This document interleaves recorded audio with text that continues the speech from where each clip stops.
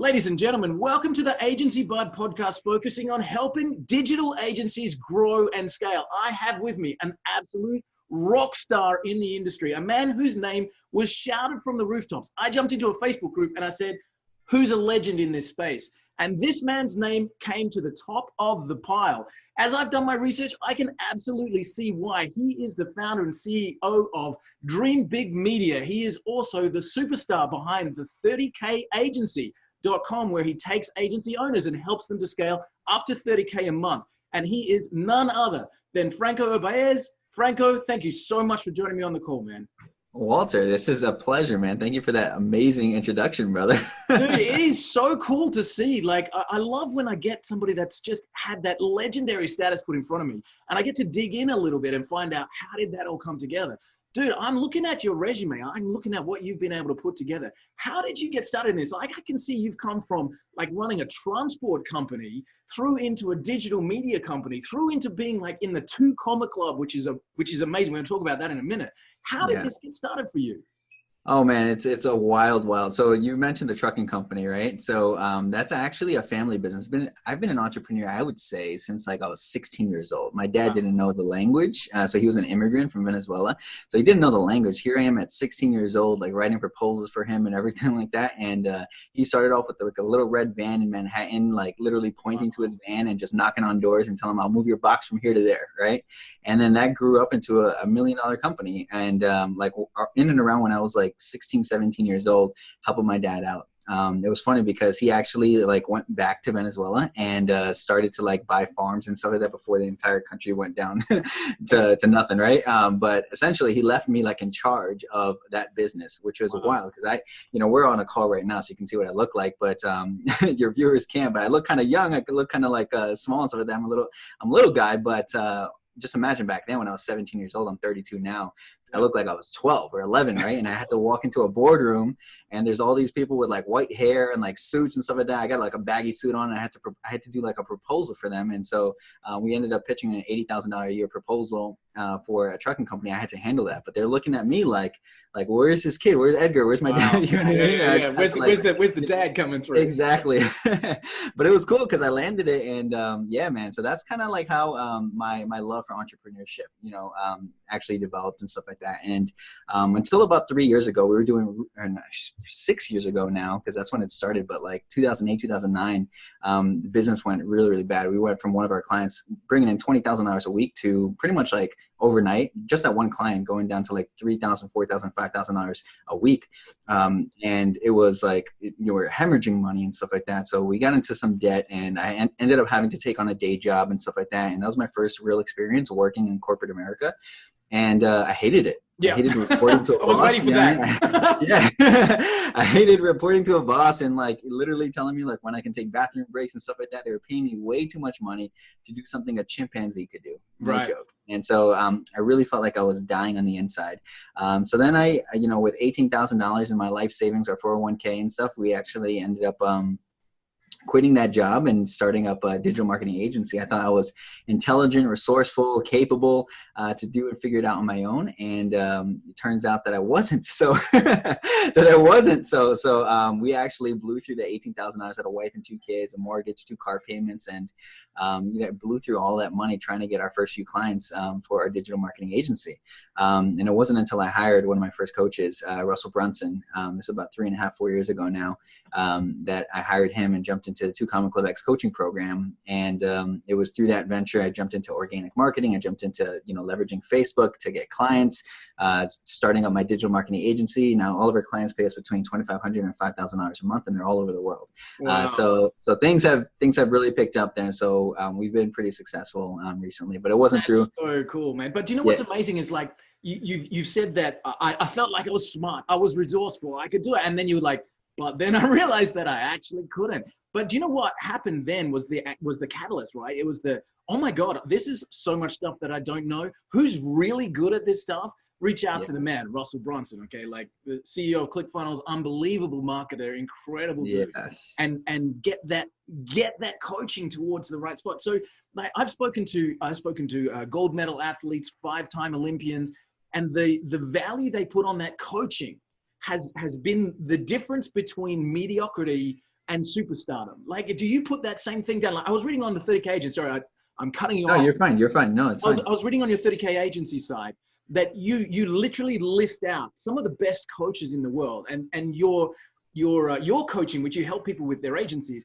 You take the knowledge that you've gained from these coaches and you move that through into the next level. I call that evolution, being able to take that point of the spear forward. So you put a lot of your success down to coaching, right? Oh, 100%. Yes. Like I honestly say that we literally stand on the shoulders of giants. You know what I mean? Like when you invest into the right coach, then what happens is you're literally buying somebody else's life. You don't have to go through the same mistakes. You don't have to go through the same struggles. It's like literally, and I think it was Myron Golden actually that said this. I don't know if you know Myron or not, but he said this at Funnel Hacking Live once, and he was like, wealth is really about shortcutting the time frame that it takes you to get there, right? Because you can make $1 million over 40 years and be living paycheck to paycheck and just be flat broke, right? If you make $1 million in a year, then you're rich, right? And so it's really about condensing time. Like if you can condense time, then you're going to be successful, right? That's where like wealth comes into play. And the easiest way to go about doing that is to hire a coach and to work with and learn from their mistakes. Because you can learn from, like, you're always going to be learning from two people. You know what I mean? Like, actually, I should say this. You're only ever going to be learning from life, but it's either directly or indirectly, right? Yep. And so life doesn't pull punches, right? So life will hit you hard and it doesn't care. It shows no partiality, right? So you're only going to be learning from life directly, or you can learn it from somebody else who's already gone through the punches of life and just learn based off of their mistakes, based off of their failures, based off of their successes and their wins. That's it. And condense those lessons back down into a short period. So like, I mean, I can reach over to my bookshelf right now. I'm looking for Russell's book. Which one have I got? So Russell's book, like this. I've got heaps of them. What did Russell take you through the path of to help you go, whoa, and put all these pieces together at the beginning? It's a great, it's one of those things where like a simple piece of knowledge will literally change everything for you. Okay. So like you can say like, honestly, we paid, what is it? $24,000 for that year, for that coaching program. And so literally in 6 days, it was worth it. Okay. Wow. And it's only because of some of the key differences, not even the differences, not even something I learned, but a different perspective on what I already knew. You know what I mean? And so what he told me was like, it's kind of like a mindset thing, just go and do it and launch them perfectly and everything like that, right? And he gave me the key concepts of attraction marketing, the key concept of organic marketing. And so what ended up happening was I joined the coaching program. 6 days later, okay, it took me 3 days to build a funnel. Okay, like he said, obviously he's the funnel guy, right? So he says, build a funnel. Okay, cool, build a funnel. I learned a virtual sales room, okay, which is essentially like listing a whole bunch of video testimonials, a whole bunch of case studies on your funnel, and then bringing people to that funnel, right? And so what I ended up doing, all organically, all through Facebook Lives, all through Facebook content and posts and different things like that inside of my Facebook group and so on and so forth. So it took me 3 days to build the funnel, okay? While I was doing that, I was pushing out content, letting everybody know that I'm coming up with a new program. Okay. And it took me 3 days to do that. And then I navigated people to that funnel. They all applied to go in and actually work with me on this new program. 3 days later, I had to field 10 sales calls in 3 days. Okay. We closed 7 of them on a $12,000 program. Okay. Wow. $84,000 in 6 days, literally more than my entire year's salary the year before. Entire year, right? And we closed that in 6 days. So it was absolutely wild, life-changing. And once it's like, because I always say, like, if you can do it 1 time, you can do it 3 times. If you can do it 3 times, you can do it 10 times. If you can do it 10 times, you can do it 100 times, right? So once it's possible, that became possible in my mind, and then there was no limit. Then I just went and just replicated the same thing and refined the strategies that I had to do that the first time. So let's take that first funnel that you built and bringing those 7 clients in at 12,000. You mentioned that you've got the video testimonials, and I've seen those on the 30kagency.com site. You've got those testimonials there. So obviously you'd had some experience in being a digital marketing agency already to have those testimonials. How did you then go from working with one client here, there, struggling to find the next person to work with, to being able to bring all of those people together in a group? I noticed that your group's got over 1,600 members now, and like it's super active. 149 new members of that group in the last 30 days, which is absolutely spectacular. Like, how did you go from what I see in the space, like the typical digital agency startup is knocking on doors, they're doing cold calls, they're doing cold outreach email. Like, how did you bring those people into a content-driven funnel that you can then take 7 deals out of it, 12 grand a pop? You see, well, that's what cost me. You know, it's funny because I say that I invested in coaching 24,000, right? And it was through that I learned the concept of organic marketing, expert secrets, attraction marketing, all that stuff, right? But it cost me 18,000 and 4 months to learn the lesson of what you just said, door-to-door sales, cold calling, because that's what literally bled through, just like my monthly expenses. I didn't pay anybody that. It was just like my monthly expenses and the life lessons that I had to learn over the 4 months, because I didn't get a single client that way. Actually, I should say that. I didn't say that. I did get one client that way, but it was kind of on accident. It was literally my door to my office was open and somebody walked by, oh, what do you do? And then just started a conversation, but it wasn't any cold outreach or anything like that. But that being said, like that lesson that I had to learn, what I realized was that when you chase people, okay, and that's what you're doing when you're doing cold calling, you have no leverage, okay? You're always, you know, knocking on doors. You're always interrupting somebody. You're always interrupting a business owner at the most inopportune time, okay? When you knock on doors and you cold call and all those different things, okay, there's already a surface, like, attention of, like, you know, irritability almost, right? Like, hell, you know, like everybody's busy already. Like, you know? Exactly. We're busy already, right? So what I realized is when you're chasing clients like that, right, their first inclination is to just run away, right? You have to overcome so many hurdles to do that. But when they come to you, okay, they see you as the expert, okay? And if they see you as the expert, then what happens is they already expect to pay premium prices for your services. Okay? So that was the game changer for me, is that when I saw that shift, when I made that shift, and that's what Russell helped me to realize, is like, oh my gosh, I was doing all this the wrong way, okay? And he said, start publishing content, publish. And the same thing that happened in that earlier story I told, when I had to walk into that room and I looked like I was 12 years old wearing like a baggy suit, right? You know, like, where's dad at? Yeah. What had to happen is, like, that was their first inclination of me. That was their first impression of me. And when I walked into the room, the only way that I could overcome that was with what came out of my mouth. Got it. Okay. As soon as I had a mastery of what we were doing in the trucking industry, as soon as I could speak intelligently, clearly to them and with authority, just out of my mouth, then what happened was they got over my appearance real fast. Right. And so the same thing happens when you're publishing content. If you actually have value and you can actually come to the marketplace with value and provide value to people who are listening, then, you know, they immediately, attribute that expert status, that authority figure to you. Okay. Wow. And people are always going to be listening. You follow people, I follow people, everybody in the world follows people. If you're not publishing, that doesn't mean that they're not listening. That just means they're listening to somebody else. Okay. So you just need to jump in there and actually produce content. And what will happen is the people that are attracted to your voice, your style, like your persona, the way you carry yourself, how you treat your family, like whatever the case is, those ideal clients are going to be attracted to you. That's why I call it attraction marketing. So Franco, I absolutely 100% agree and concur. Like, I've spoken to LinkedIn experts and Facebook marketing experts, and the concept of content marketing, being able to actually create that content and attract the right client base to you, is 100% what's spoken about in all of those circles.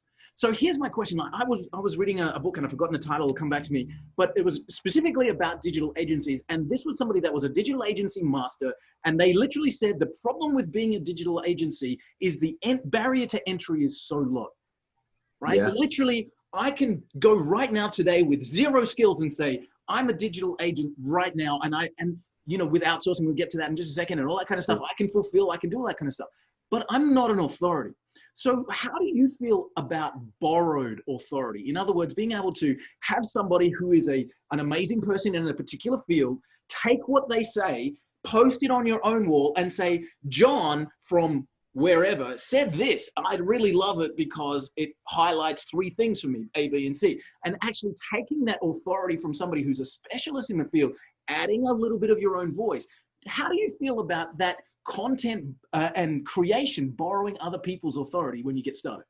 I love the way you say that, borrowing other people's authority, right? Because there's a fine line between, like, plagiarism and Oh, don't do also that. like exactly 100%, right? And so we think of Jay Getty, right? Or Yep. what was his name, right? Like where you just like straight up like took the same content, stuff like that, right? But the way I agree 100%, I actually feel like this is like a content hacking strategy, right? So what we implement is we call like this concept active learning. Okay, so all of my students, what we do is we implement an hour's worth of active learning. Okay, and so some of the things that they're focused on is their niche, their ICA, their ideal customer avatar, and like their, that stuff, like really getting in the shoes of their ideal prospect, right? And then the other thing they're focusing on when they're actively learning is their agency specialty. Okay, so what is their agency revolved around? Okay, so that's what they're doing all day, not all day long, but like an hour every single day, right?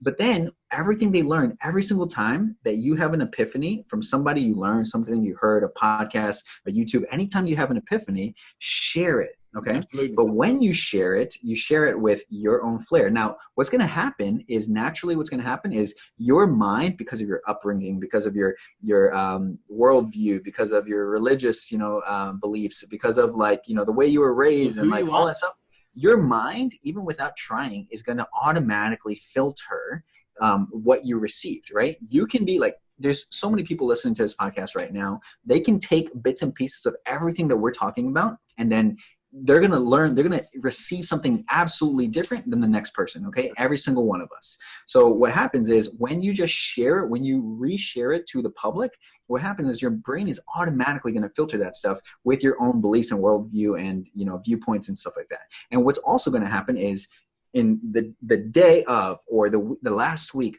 all those experiences that you had just going through life, you're going to be able to showcase as well to prove a point. Now, the way that we do this is that we take, okay, what was the epiphany? Because if you had the epiphany, other people are going to have it too.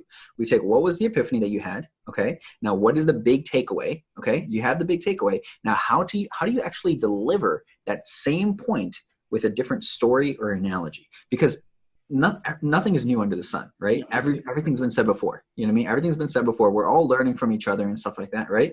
But it's how you deliver the same piece of content from a different perspective. And it goes back to what I just said about Russell Brunson. It's something I already knew, but he gave it to me in a different angle, in a way that actually landed with me, right? And that's the now, even though he learned from Dan Kennedy, he learned from, all of his different coaches and everything like that, right?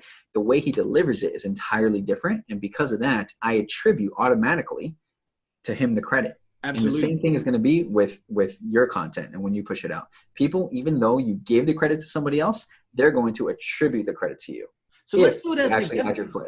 Let's do it as an example. I 100% love what you were saying. Let's do it as an example. So let's say you started your digital agency. One of the big requirements in local business, as we know, is better Facebook marketing, that kind of stuff. So you think to yourself, that's going to be my area of expertise, right? I can start right now. Now let's go and watch a 30-minute video of somebody who talks about targeting or Facebook agencies or whatever, and document your big takeaway. Like watch it and go, wow, I never thought of it that way. Go into your own blog, your own Facebook page, your own environment and say, hey, I just picked up this amazing tip from such and such. Give the credit where it's due. This is what I learned. This is why I think it's important. Facebook marketing hack number 1, deliver it onto your thing. And you're saying that literally by the nature of learning the skills that you want to put out there, the people that you're learning from, imparting that knowledge to you, you're then imparting that knowledge to your customer base and they see you as the authority. 100% yes. So what I did one time that I actually talk about all the time is I utilize the power of Facebook Lives, right? Because people want to see, like, there's 3 different things. It's like people want to see your face and they want to hear your voice first. That's the most powerful piece of content. The second is your voice. Okay, so you're actually listening to your voice and get your style and your flair and your inflection of your voice. But the third is your copy, right? And it's just like what you said. And how you said it, right? And so always the most powerful is like a video, right? Where they can actually see you and all of that stuff, right? Your background and everything like that, like how you come across. So what I did, right, is spend 3 hours on YouTube videos, and I just said Elon Musk interview, and I said Jeff Bezos interview, and I said Mark Zuckerberg interview, right, about entrepreneurship. And so from Jeff Bezos, spending an hour with Jeff Bezos, I learned so much. Not only did I grow as an entrepreneur just watching that interview, right? But I was able also to share that knowledge and become the expert in the eyes of my audience as well. Same thing with Elon Musk and same thing with Mark Zuckerberg. I learned different takeaways from them and how they think about growing their businesses, right?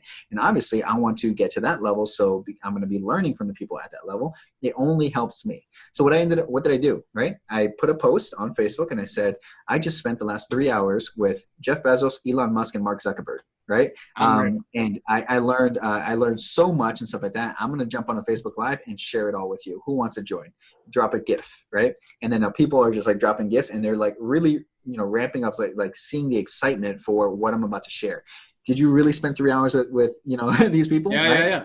It's a hook, obviously, right? But when I went live, I just literally had my notes outlined and I said, okay, this was Jeff Bezos. This takeaway. This active learning. You got to be taking notes. Take. And all I'm doing is literally going through. That's a bullet point.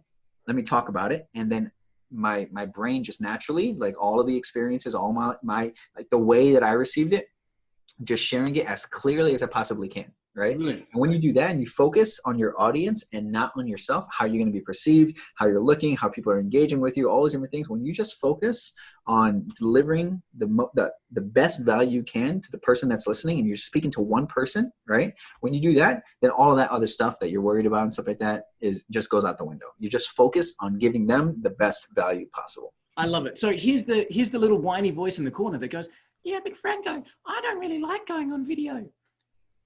Yeah. Now, like this, and again, I'm not taking anything away from those people because, like, I've met so many successful, like, top 500 entrepreneurs who would never show their face, but their blog is full of 300, 400 pages, and they're driving traffic to a written piece of article. So, like we said that the video. And I'm making some fun. I hope people had a bit of a laugh because, like, I'm no stranger to camera, and I'm just, I'm a show off. That's me. But there's a lot of people that make a lot more money than I do who have never been on camera. So don't take anything away from that. So, like, would you say that somebody can watch a YouTube video series like that, Elon Musk, Jeff Bezos, and they can write that down and submit that on the web without ever being on camera? 100%. Yes, that's absolutely possible. And the thing is that there's a bunch of different people consume content in different ways, right? So the people who hang out on YouTube, well, guess what? They like to watch long videos, right? The people who hang out on Instagram, well, guess what? They want to see, different like beautiful photos and everything like that, and consume their content that way. Again, people who read blogs, you know what I mean? There's people who religiously open their emails and read their emails in full, like the long form copy emails and stuff. So everybody's going to consume content differently. So you have no disadvantage. Yeah, you don't have a disadvantage for sure. Just make sure that you're speaking to your audience as well. So whatever social media platform or wherever they are, make sure that you're actually fishing in the right pond. You know what I mean? Actually speaking and sharing the content in the right, vehicle where people are actually going to be consuming it. So let's pause there for a second, because one of the things that you mentioned about creating your own company, about, your 30kagency.com coaching program, where you're talking about creating that perfect customer avatar, right? So now we're talking about fishing in the right pond. In other words, defining who our ideal customer is. Now we're doing this active learning thing, and now I need to be putting that same content as the bait, let's use that same analogy, into the right pond, using that customer avatar. So, like, brand new agency person, I've designed my customer avatar. I know who they are, what kind of business they run, like what their problems are, what they think about at night. Like, I've really put some time into this. How do I find them in an organic way in some of these social media platforms? Yeah, there's a bunch of different ways to go about it based off of your strategy and stuff. So I pretty much built my entire business organically right off of Facebook. Okay. And Facebook is a really, really good platform to utilize it on, because everybody, for the most part, there's no change in the demographic of the United States, for instance, versus how many people are on Facebook. It matches up. Okay. So like 80-year-olds are on Facebook, and 16-year-olds on Facebook, and everybody in between, right? So if you can find your ideal customer avatar, Facebook's going really, really hard with Facebook groups right now. So I think Facebook groups are a great way. I mean, they ran a Super Bowl ad for Facebook groups, right? Because Mark Zuckerberg is really big on making sure that everybody's well connected. So your reach on your business page is going down. They're really boosting the algorithms, boosting the reach based off of your organic profile, your actual personal profile, and your Facebook groups as well. And it always rewards, because remember, your phone is an actual really, really valuable piece of real estate. It's digital real estate, right? So if your content is good and engaging and stuff like that, Facebook is going to show it to more and more people, right? So as you really like nurture those communities, you really show up in Facebook groups and you're really posting a lot of value, you can easily attract your ideal customer avatar. And it's very simple to do. With Facebook groups, you can just jump on and just see the keywords. And so it might say coaches, consultants, and course creators community, right? And so who's going to be in there? Obviously, my ideal customer avatar, where we actually build webinars for coaches, consultants, and course creators. So I'm literally fishing in that pond. I'm providing value based off of everything that I'm learning from the people that I'm learning webinars from. Russell Brunson, Jason Fladlin, and Sam Ovens, and so on and so forth. So providing that value in there makes them automatically check out, who is this guy? Who is this guy that's providing so much value to us? So they click on my personal profile, and that's my home, right? The Facebook group is the party. That's where I'm going and hanging out, and everybody loves me. But then they come over to my house, and on my house, which is my personal profile, my timeline, they're sending me a friend request. I'm adding them as friends. We're communicating inside of Messenger and so on and so forth. So I can easily book calls to get our clients right through Facebook, just like that, right? Now, there's a right way and a wrong way to do this as well, Franco, isn't it? Like, let's go the wrong way first so that everybody can see the massive red flags. Okay, so here's a group. I've defined my customer avatar as the construction industry. Okay, a fantastic industry to work in. So I go to Facebook, I look for construction industries, and I find the builders, architects, and CAD drawing specialist group. It's got 155,000 members. Now, here's the wrong way to do it, folks. We're going to go into this group, and the first post you're going to make is, I'm a digital marketing agency who specializes in Facebook construction groups. Come and talk to me. What's going to happen there? Like, we know that, right? What's going to happen? The admin of the group is going to ban you. Ban you, delete you. So what you use the words adding value, right? And that's what we need to do. So when we go into a group, how do we add value to that group without being a spamming idiot? 100%. So, and it goes into like another thing that you mentioned is like when you're spamming like that, okay, like no one's gonna like you, okay? It's like literally no one's gonna like you, and you're gonna get banned and all that stuff. Even if you don't get banned, they're just gonna mark you, and you're just gonna be like ridiculed online. Okay, so definitely do not do that.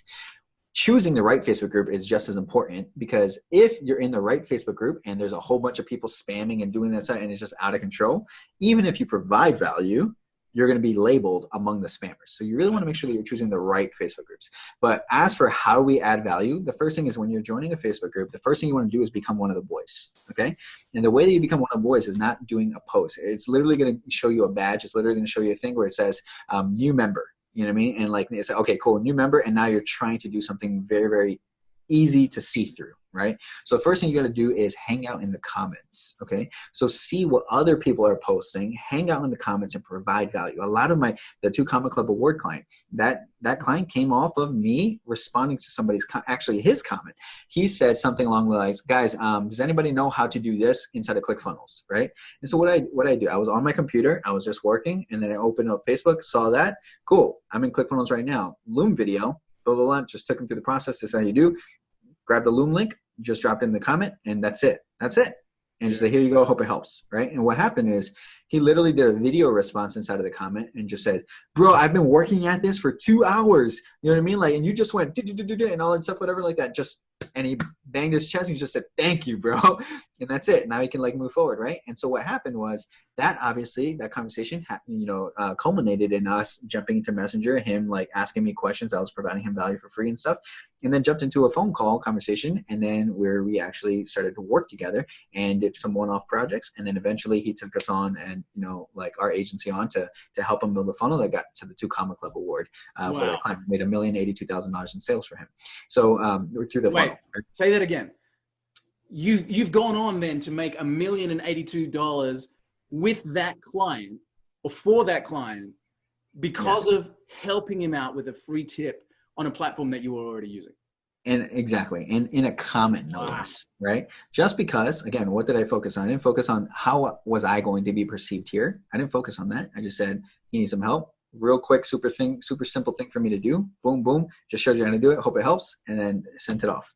But Franco, that's going to take me a long time. I really need to like get clients today. How am I going to do this? How do you respond then?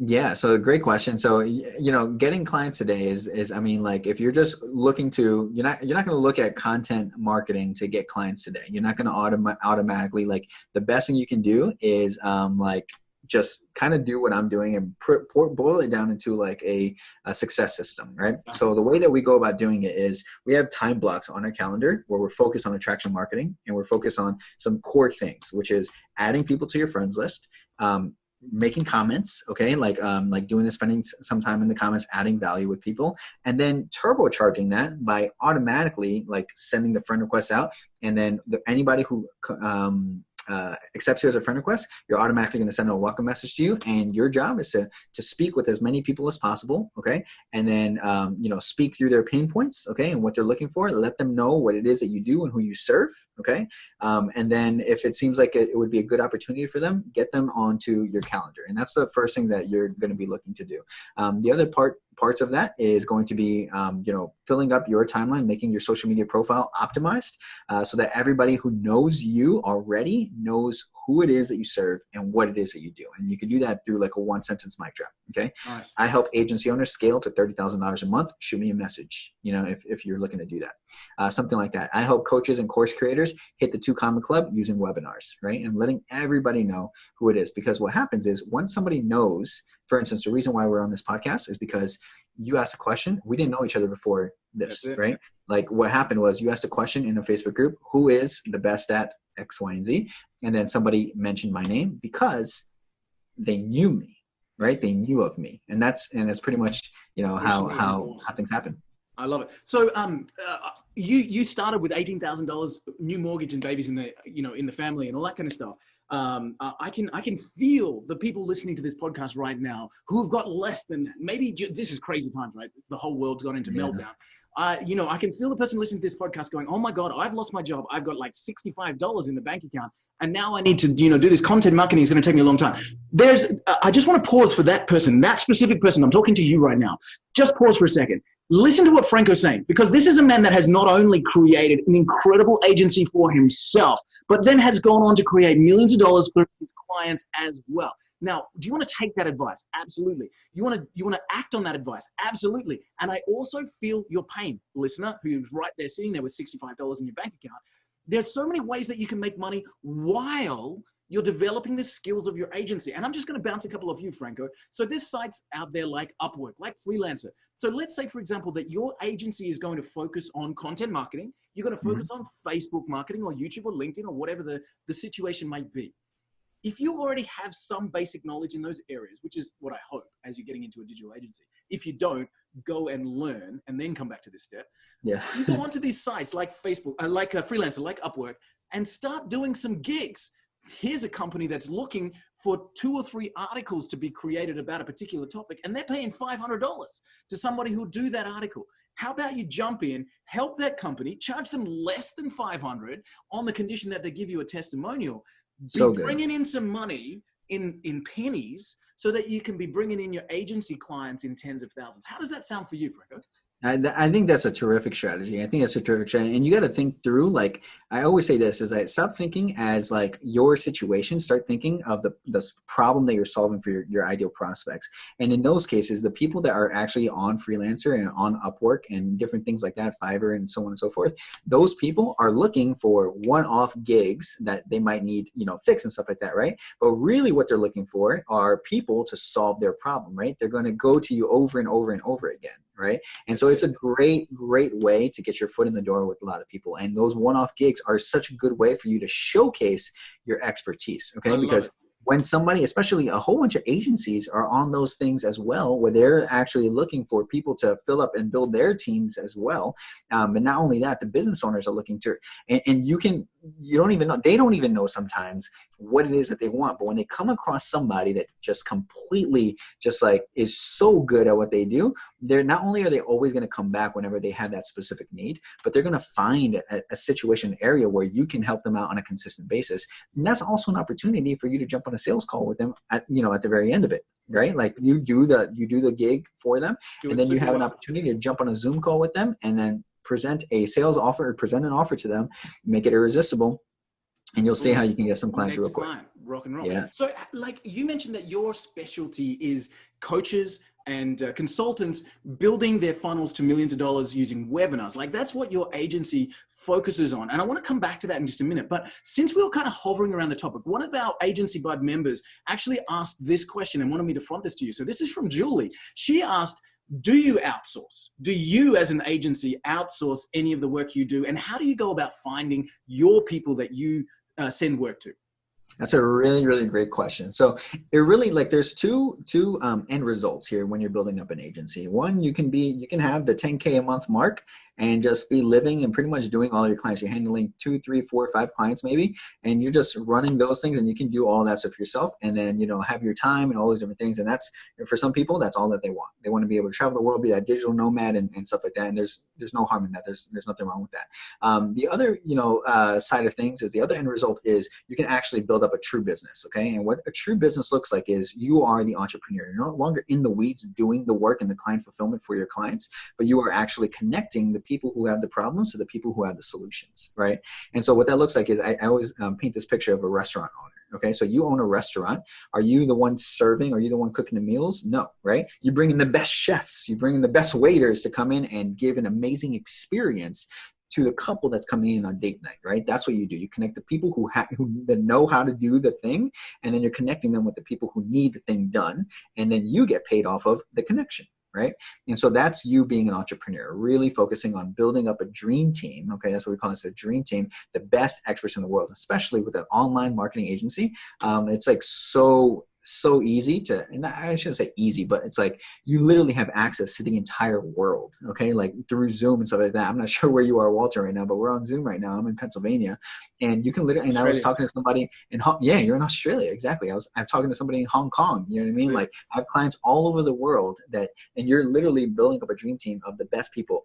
And also, the one thing to realize as you're building up your team is that just because they're charging less, if you're working with somebody from India or Bangladesh or something like that, just because they're charging less doesn't mean that their skill set is worse. We have that notion in America. I'm not sure how it is in Australia, but we have the notion that, a higher price tag means better service, better quality. And you'll find oftentimes than not is that really what affects the price tag is the cost of living of where they are. You know what I mean? Not necessarily their skill level. Somebody charged me $1,400 for a website from India, and I paid $5,000 for a website, and it was probably like 4 times better and also much more amazing customer support and service for that particular website that only costs a fraction of what this one costs from Colorado.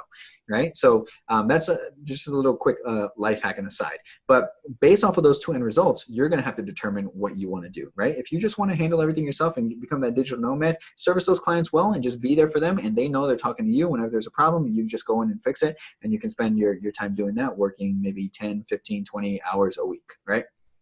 But if you really want to build up this business and really charge high ticket for your services and stuff, and be able to make yourself like replaceable and put other systems and teams in place, like that's the route that I take my students to, is that like you're actually going to become a true entrepreneur. So we definitely do outsource that. And it's part of our pitch too, the way that I kind of mentioned it. When we're competing, if we're competing against somebody, and typically we don't because of the content marketing, people actually save up money to work with us instead. So we're not necessarily competing. But what I do like to say on our sales calls is, if there's a marketing agency that has employees, pretty much they're getting the best in a 25-mile radius and 25-mile commute. Okay.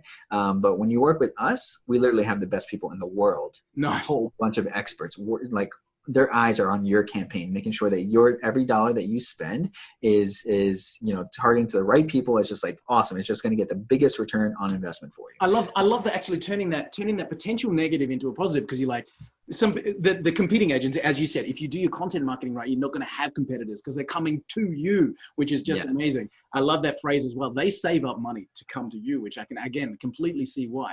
So they've come to you, but in the rare case where you're competing against that local agency, their pitch is going to be all our people are local. And you're able to literally turn that around and say, yeah, that's really good. But are you telling me there's no one better in 7 billion people than those guys? I have access to the 7 billion. Let's talk about the best in the world. The best of the best. That's it. Absolutely. I love it. So, like as you're building that team of experts, Franco, like you, I know the answer that I will give, but what's your method of filtering out the people that you that you work with as your freelancing team, like what's your method of filtering out who's good and who's not? So it really depends on the role that's being filled. Okay. So if it's something that is like, I wouldn't say like, maybe like executive level, I'm talking about like an executive assistant, operations manager, project manager, account manager, and different things like that. Is an entirely different interview process that we go through for that, right? Because that's going to be somebody that's going to be handling multiple clients. But then we have our, for lack of a better word, like, I don't even want to say that word. Yeah, base level. Thank you. So more base level, like actual like client fulfillment type of work. The process that we actually take everybody through is like the first thing is if I know it's going to be something that's going to be a little bit long term, and I'm going to use this graphic designer, for instance, on all of my clients. Okay, then we'll do a 2-step interview process. And the first is just what working with us looks like. Okay, and the second is like our requirements and expectations and everything like that, job description type of things, right? So talk about culture, talk about, communication, stuff like that. But the 4 things that I actually focus on when I'm actually looking for somebody to join our team is this, and it goes in this order. So the first is communication. Okay. Like I need, because again, I'm working with people all over the world. I need instant communication at this time. Like I shouldn't say instant, but like I need them to be okay with like getting back to us very, very quickly. Hours, not days. Hours and not days, exactly. Yeah. And so what that looks like is, Voxer, and we have this concept called ARC. Okay, so like when I say something, I want you to acknowledge, what I said, repeat it back in your own words, with the emphasis. This allows me, this is passing the baton. Okay, repeating it back to your own words, and then confirming when it's done. Okay, so that's the communication that we do. The second thing is quality. Okay, so quality needs to be, I have very, very high standards of excellence with all, and I'm actually like, I run a lot of, a big portion of the quality assurance team, where a lot of the work that actually comes to before it goes to our clients comes through me, right?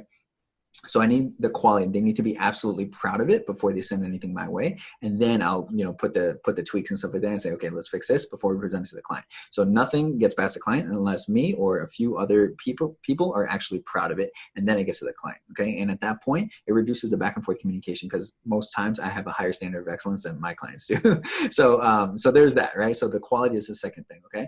The third thing is, speed or hitting deadlines. Okay. So I give them deadlines and I ask you, so typically, like if you're creating a website for us, okay, so typically how long would it take you to complete a website like this? I'm very thorough with my communication. So I might show them some examples and say, so how thorough or how quickly do you think you can, model this and give me something? And they say, well, something like that would probably take me about 7 or 8 days. Okay. I'm like, okay, great. I'm going to give you 10. Okay. And they need to be like, okay, cool. I can do it in 10. That's no problem. Right. And that's fine, because I just need to know what it's going to be on your end. Yeah. I'm going to add buffer in and I'm going to explain it to my client. I have 0 problems with that. Okay. The problems that come up are, you tell me 8 and it doesn't take you 8 and it takes you 12 or something like that. Right. That's you tell me 8, I tell the client 10 and it takes you 12. Now I'm holding it back. But if you told me 12 at the front, no troubles. I tell the client 15. Exactly. And then the fourth thing is going to be budget, right? Yeah. So I rarely, and maybe this is like, it probably costs me money, I should say, but I make up for it in terms of how much my team loves me. Okay. And so I don't haggle or negotiate too much with my team members. Okay. So I literally tell them, this is what I'm looking for. Okay. And I have like a team of 27 people all over the world. And there's like A string, B string, C string. Okay. Based off of these 4 things. Okay. And their availability as well. And so when it comes down to budget, I tell you like, okay, this is what we're looking to do. Okay. How much would you charge me for that? Okay. In all the expectations outlined and stuff like that, what does that all look like? What is your quote for that? And then they tell me what it is. Okay. And I can either do it or I can't, because I know my numbers. I know what I'm charging the client. I know what the budget project is going to be, and so on and so forth. And I can tell them where we are and how far off. And if they want to do it, that's fine. But if not, that's also totally fine. What won't happen though, and I'll tell them this, I say, what won't happen is we'll start working together. You tell me, $700, let's say. You tell me $700, and then in the middle of the project, you say, "Oh, it was a little bit more than I was expecting, so I'm going to have to charge you $1,000 instead." I tell them, "I'll pay you the extra $300, but we won't work together again." That'll be the last time. It'll be the last time. And so, so then they're like, "No, I totally understand. I won't do that." All what I would want to see is, if you charge me $700 for this project, okay, and you felt like it deserved more work, more pricing, then the second time, okay, charge me what you think is now worth. Okay. Absolutely. And then we'll go from there. Okay. Absolutely. But if you try to change it up in the middle, because now you're messing with our profits and stuff like that. I'm not going to raise it. I'm not going to raise it on my clients. Exactly. So it's 100%. Yeah. Love it. That's a great checklist for like putting your team together. So you mentioned you've got 27 people all around the world. I've got a question here for you, Franco. Like, as you're starting up your digital agency, who should be your first hire? And should that be internal or external? So great. Yeah. So, right. It's funny you say that because we're in the middle of this coronavirus. And so I'm just finding out that, our core team that was all internal, we can work virtually. Okay. Right. So like, we're all in quarantine and stuff like that. Right. So it's cool because it's funny because in February, I actually got a new office space to add into our additional office spaces. And then March 15th happens. It was like, what happened? Yeah. So it's funny. Crazy. But right now, yeah, pretty much everybody is virtual. The game changer, I think for me was executive assistant, right? Having somebody, and the way that I actually do this is like, especially when you're building out your agency. When you're first building out your agency, oftentimes you'll be the one doing the work yourself. Okay. And, that's okay. That's okay for you to do, because you really want to become knowledgeable about that, because it's going to help you in every area. It's going to help you on your sales calls. It's going to help you on your pushing out your content. It's going to help you in all these different areas if you know what you're doing for your client. Okay. And so then being able to pass it on and being able to gauge how somebody's performing. Because if you know nothing about SEO, right, and you run an SEO thing and you're just finding, so somebody says they're an SEO expert, but you really don't know how to analyze anything, okay, you can't even gauge the results that your client is getting, right? Yeah. And so you just make yourself look like a fool. So you really want it. That's where the active learning comes into place as well. So for me, the way that we did it is we actually had, okay, cool. This is some of the stuff that I was having to do. Okay. An executive assistant is versatile because he or she can jump into those areas and you can train them up on doing a whole bunch of different things that are time consuming for you. Okay. And really like the overarching goal of my executive assistant is like, this is her job description. She says, you have to fiercely guard my time. Okay. Like that's what you fiercely guard my time. I need to be doing only the things that I can do. Okay. Or the things that I want to do. Right. And so she, being versatile, can jump into ClickFunnels for me. She can jump into this. She can post it. She can send emails. She can do quality assurance. She can do all these things that I had to wear all the different hats in my agency when I'm first starting out. Hiring somebody like that can take on some of those hats as well, you know what I mean? Until we start having specialists that only focus on this as we continue to grow and scale. At what revenue point did you bring her on?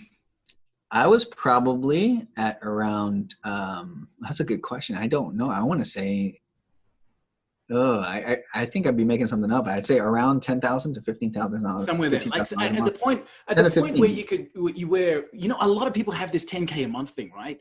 Like they have this seems to be the number that we can build to, sustain, have a nice life, you know, be that digital nomad. You know what? It was less than that. It was like around $7,000 a month. I remember now because I was at a gas station. Yeah. Nice. And I remember having a conversation with my dad. Yeah. You're now at the point where you're going, okay, look, I could literally live my life right now on $7,000 or $10,000 or $1,000 a month and not bring anybody on. I could just keep being busy, doing all this kind of thing. That's the pivotal point where you've brought someone on, and now you have an employee that you need to pay their salary. So now you need to up your client game again. 100%. So yes. It's really interesting that that's the pivotal point, because it almost always seems to occur that way. At the point where you can be comfortable, maybe a little bit stretched, that's the point where you need to really literally become uncomfortable by bringing somebody else into your team so that you can grow that to the next level. And that keeps happening all the way up that staircase, right?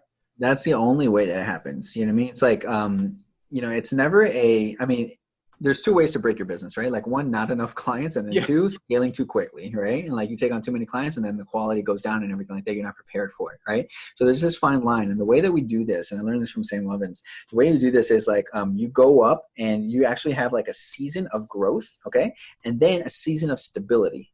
Okay. And then a season of growth again and a season of stability. Because if you just grow without the season of stability, what happens is when you fall all the way down.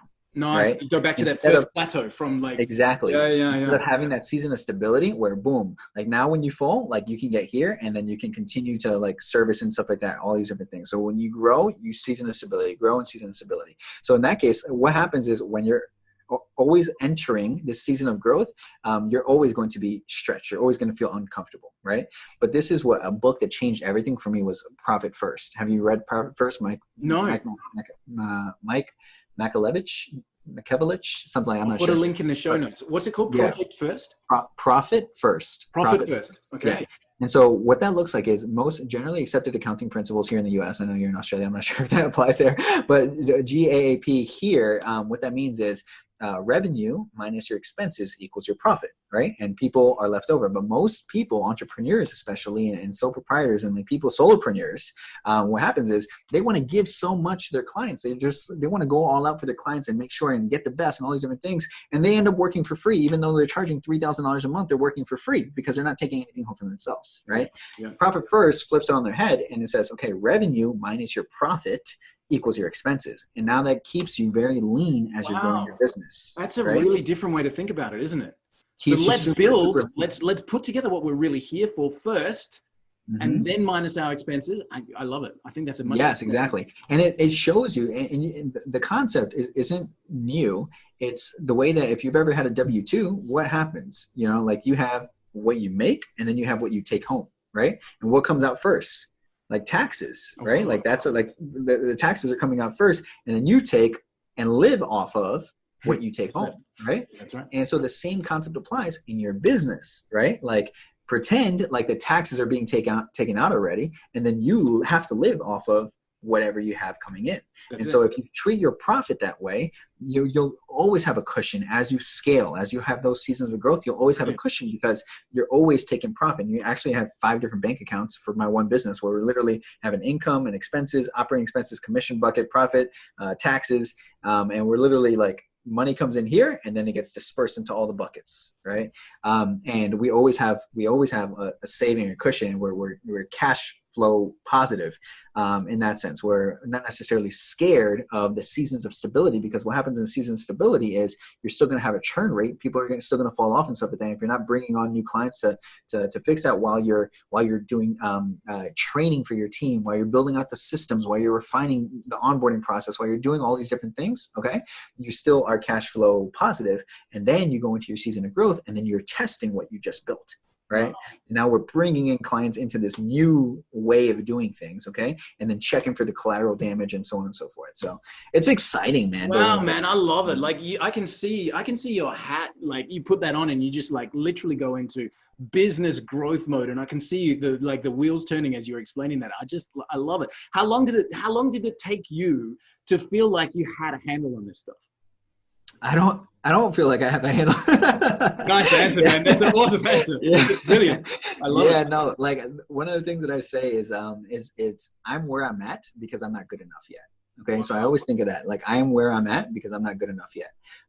Jeff I'm going to do a shout out to my VA right now. Ellie, when you listen to this, capture that comment from Franco. I'm good enough. I'm where I'm at because I'm not good enough. Can you capture that and just like meme the shit out of it? Because that is like the awesome sound snippet. Yeah, man. Yeah, absolutely. That's awesome. Yeah. So I explained it like this. It's like, Jeff Bezos, you know what I mean? Is not a trillionaire yet because he's not good enough. You know what I mean?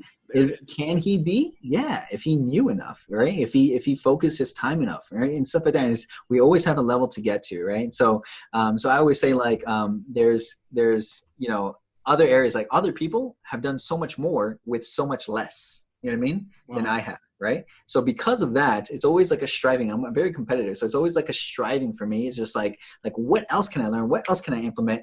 And it's really like getting all this information because everybody has the entire world at their fingertips. You know what I mean? Like you have the internet, you have like everything that you could ever need at your fingertips. Okay. It's just, where do you look? You know what I mean? And it's just like information overload and all that stuff. How can I condense the time? Coming back to your first thing, like how can I shorten the time frame? Like bring this into a shorter period.